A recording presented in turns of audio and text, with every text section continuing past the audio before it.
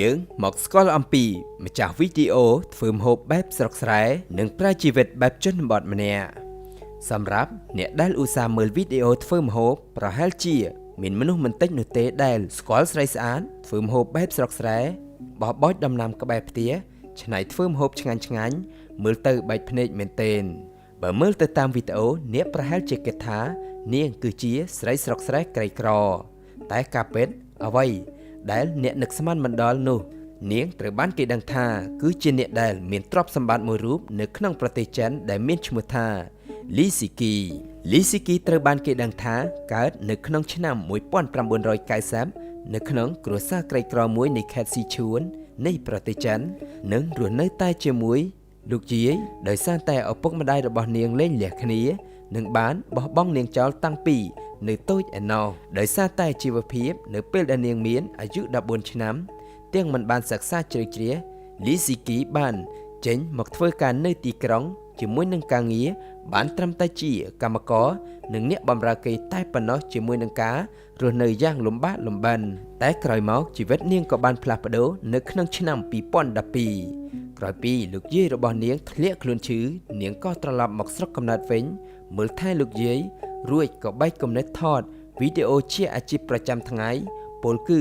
បានថែលោកយាយផងបាននៅផ្ទះផងនិងស្វែងរកប្រាក់ចំណូលបន្ថែមតាមរយៈវីដេអូទាំងអស់នោះ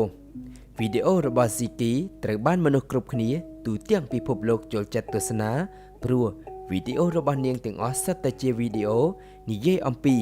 ជីវភាពរស់នៅបែបជនបទស្រុកស្រែចម្ការមានទាំងការដាំដំណាំប្រមូលផលចិញ្ចឹមសត្វធ្វើការងារកសិកម្មដោយដៃថែមទាំងការច្នៃមុខម្ហូបជាមួយនឹងគ្រឿងទេសដំណាំបន្លែនិងសាច់សត្វដែលមានស្រាប់នៅក្បែរផ្ទះរបស់នាងផងដែរគ្រាន់តែចូលទស្សនាក៏ធ្វើឲ្យអ្នកមើលមានអារម្មណ៍ស្រស់ស្រាយផងដែរ Ziqi បាននិយាយថាមូលហេតុដែលធ្វើឲ្យនាងបែកគំនិតផលិតវីដេអូនេះព្រោះនាងយល់ថាមនុស្សស្ទើរតែគ្រប់គ្នាបច្ចុប្បន្នប្រកាសជាមានការងារធ្វើច្រើនអារម្មណ៍កាន់តែ stress ស្មុគស្មាញហើយវីដេអូបែបស្រុកស្រែធម្មជាតិបែបនេះនឹងធ្វើឲ្យគ្រប់គ្នាបានបន្ធូរភាពតានតឹងម្យ៉ាងវិញទៀតវីដេអូដែលផលិតពីការដាំដំណាំនិងចិញ្ចឹមសត្វនាងចង់បង្ហាញដល់ក្មេងៗឲ្យដឹងថាម្ហូបអាហារនិងរបស់ដែលខ្លួនមានសពថ្ងៃ